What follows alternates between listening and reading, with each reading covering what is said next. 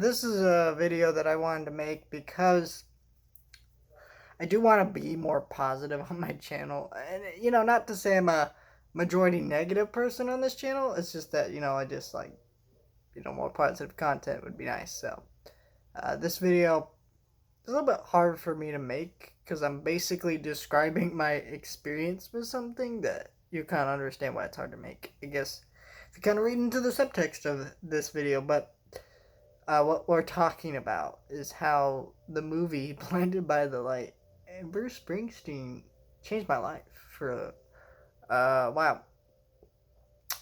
So, well, backstory, I was about 16 at the time, and back in the year 2019, I'd made a prompt to myself to see more movies because the year prior, I was trying to boycott all the movies that I didn't think were going to be good. And then I realized how little movies I was actually watching, which this is something I love, I'm a big fan of, and it was making me depressed because I was not watching as many things as I was as the year prior.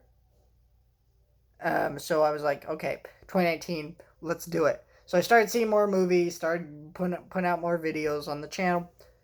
But as I was seeing more movies, I started noticing more smaller movies. That's how I started noticing, oh, Taika Waititi, oh, what's this guy? He made Jojo Rabbit, made all these other things. I was looking at all these smaller movies, which is really when I started, I'd always loved movies, but I never realized how many different sides to it.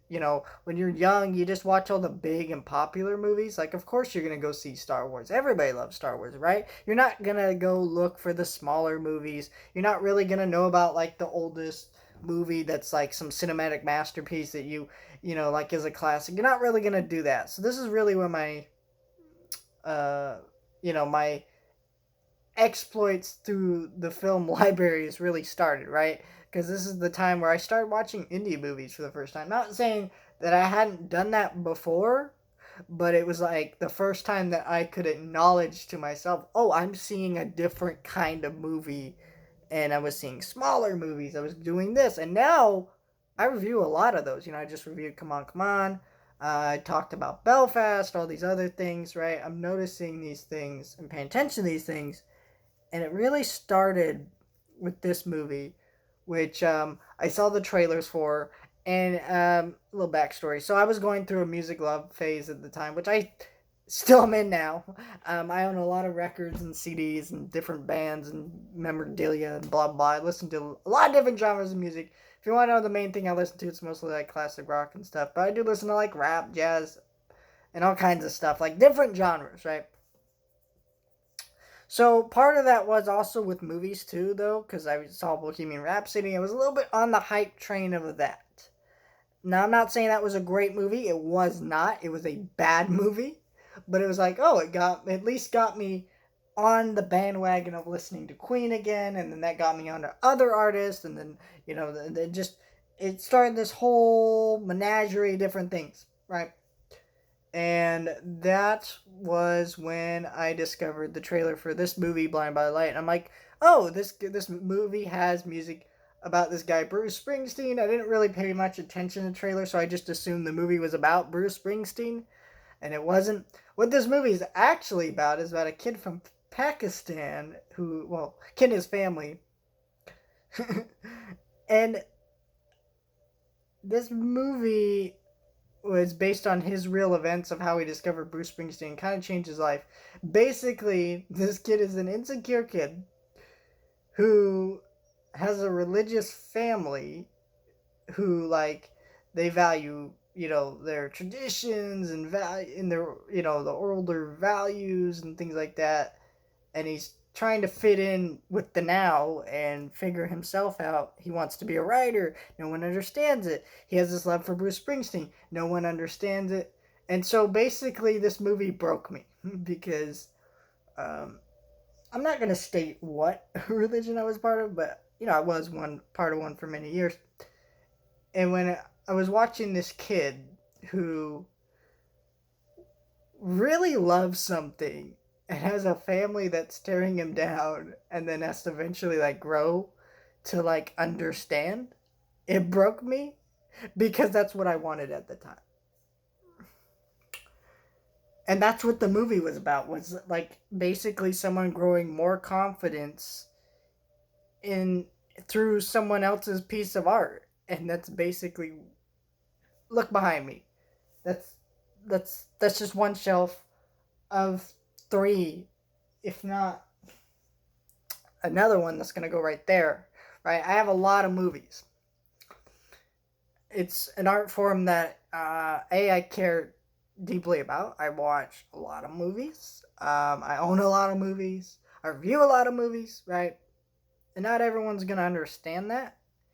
And in a weird way, it's like become part of my morals and values, in the sense of like I value creativity, freedom of expression, all these different things, right? And what so watching this story basically broke me inside, because I was like, I wanted that, and it wasn't happening in my life at the time.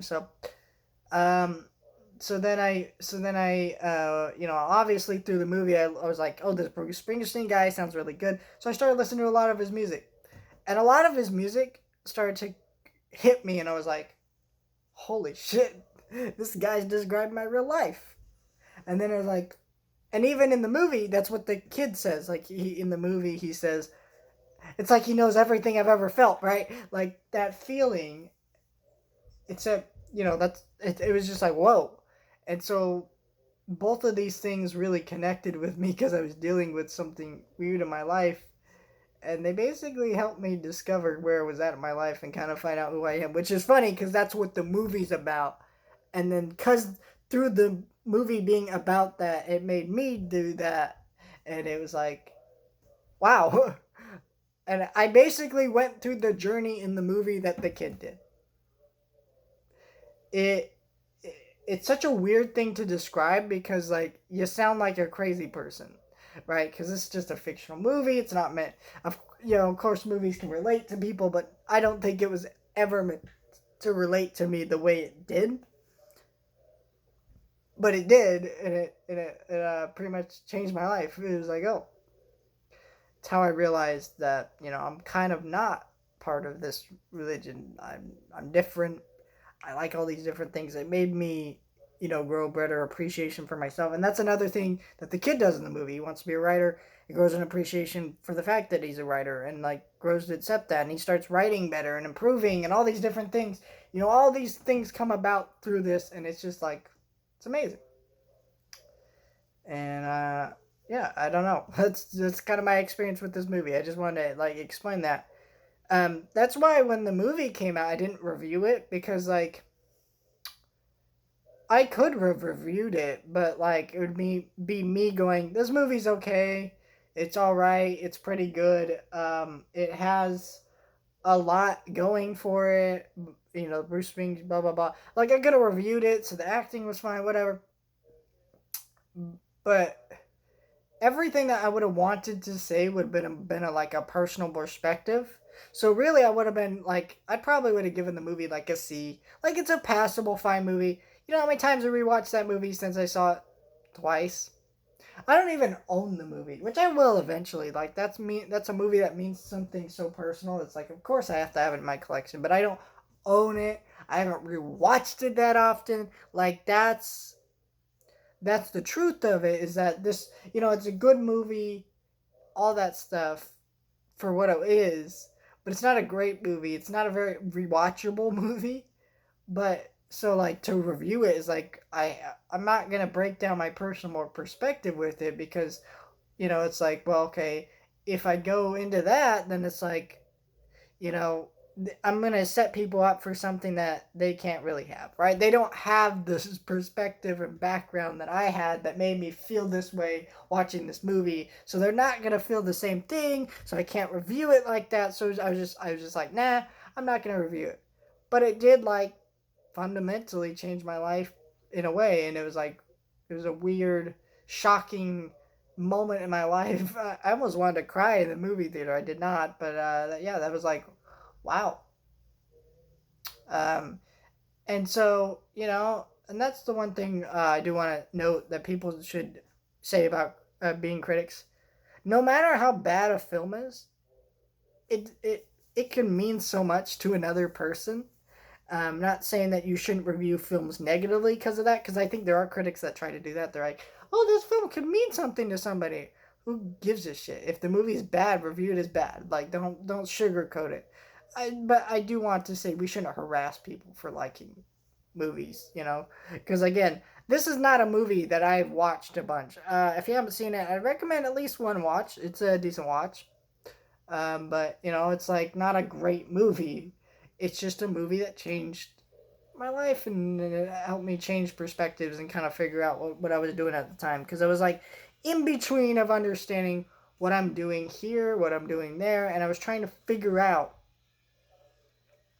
where I was headed. And it was really interesting.